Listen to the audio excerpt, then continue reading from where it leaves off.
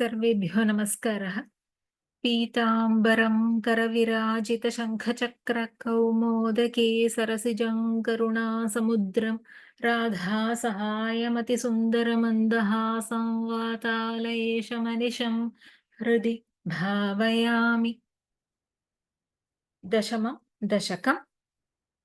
वैकुण्ठवर्धितबलोऽथ भवत्प्रसादादम्भोजयोनिरसृजत् किल जीवदेहान् स्थास्नूनि भूरुहमयाणि तथा तिरश्चां जातिर्मनुष्यनिवहानपि देवभेदान्।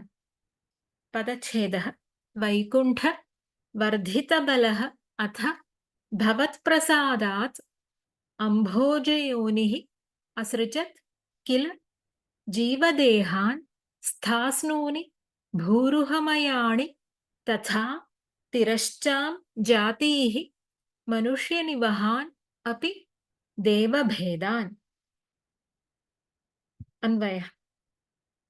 हे वैकुण्ठ, अथ भवत्प्रसादात् वर्धितबलः अम्भोजयोनिः भूरुहमयाणि स्थास्नूनि तथा तिरश्चां जातीः मनुष्यनिवहान् देवभेदान् अपि जीवदेहान् असृजत् किल। अस्मिन् दशके वसन्ततिलका वृत्तमस्ति। कमलभूः भगवत्कृपया नाभिसरसिजेन भुवनत्रयीं प्रकल्प्य प्रजाविरचने प्रववृते इति ज्ञातम् अस्माभिः। अथ ब्रह्मणः सृष्टिभेदान् वर्णयति।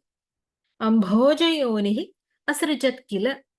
अम्भोजयोनिः कान् कान् असृजत् पश्यामः। हे वैकुण्ठ, हे वैकुण्ठमूर्ते, विकुण्ठनिलय, हे विष्णो।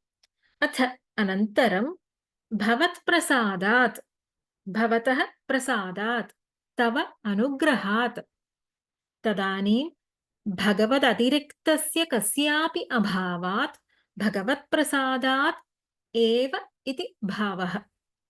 भवत्प्रसादात् वर्धितबलः अम्भोजयोनिः, वर्धितं बलं यस्य सः तपोबलेन मतिबलेन च प्रवृद्धप्रभावः विद्याकर्मभ्यां प्राप्त ऐश्वर्यः सन् अम्भोजयोनिः, अम्भोजं योनिः यस्य सः अम्भोजरूपोत्पत्त्याश्रयः पद्मजन्मा कमलभूः ब्रह्मदेवस्य बलस्य वृद्धौ हेतुः कः? भवत्प्रसादः।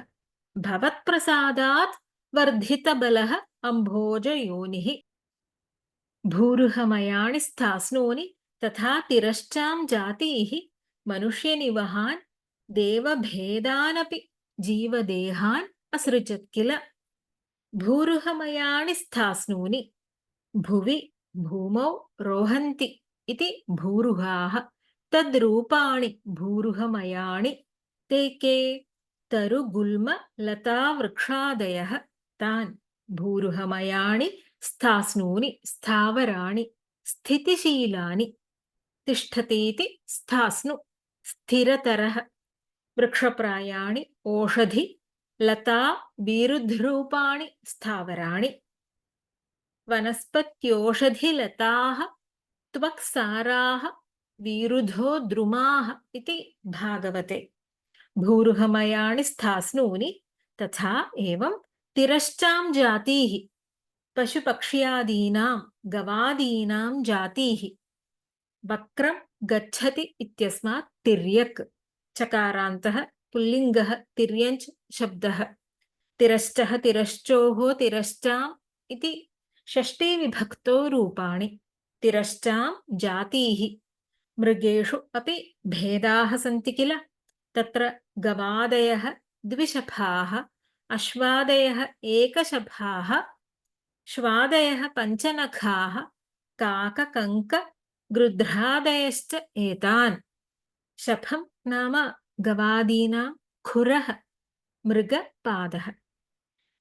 भूरुहमयानि स्थास्नूनि तिर्यग्जातीः मनुष्यनिवहान्, मनुष्याणां निवहान्, मनुष्यवर्गान् जनानां समूहान् तथा देवभेदानपि देवानां भेदान् यक्षकिन्नर गन्धर्वादीन् भेदान् अपि समुच्चये जीवदेहान् जीवानां देहान् आत्मनः भोगायतनं शरीरम् जीवानां स्वस्वकर्मानुरूप भोगायतनानि अथवा गृहाणि सन्ति शरीराणि एवं विधान् जीवदेहान् असृजत् किल सृष्टवान् किल अम्भोजयोनिः कर्मानुसारं विविधान् देहान् अकल्पयत् सृज विसर्गे इत्यस्मात् लङ्लकारे परस्मैपदे प्रथमपुरुषैकवचनम् असृजत् किल इति पुराणप्रसिद्धिं द्योतयति भागवते नवविधः सर्गः कथ्यते तृतीये स्कन्धे दशमे अध्याये महतः सर्गः महत्तत्त्वस्य सृष्टिः आद्यः अहमः द्वितीयः अहङ्कारतत्त्वस्य सृष्टिः तृतीयः भूतसर्गः पञ्चभूतानां सृष्टिः चतुर्थः ऐन्द्रियसर्गः देवसर्गः पञ्चमः तमसः अविद्यायाः सर्गः षष्ठः तस्थुषां स्थावराणां सर्गः सप्तमः तिरश्चां सर्गः अष्टमः ते अष्टाविंशद्विधः मतः नृणां नराणां सर्गः नवमः श्लोकार्थः संक्षेपेण अनन्तरं भगवतः विष्णोः अनुग्रहेण तपोबलेन मतिबलेन च वर्धितप्रभावः सः ब्रह्मा तरुगुल्मलता वृक्षादीन् स्थावरान् एवं पशुपक्ष्यादीनां जातीः जनानां समूहान् यक्षकिन्नरगन्धर्वादीन् देवभेदान् जीवानां स्वस्वकर्मानुरूप भोगायतनानि शरीराणि सृष्टवान्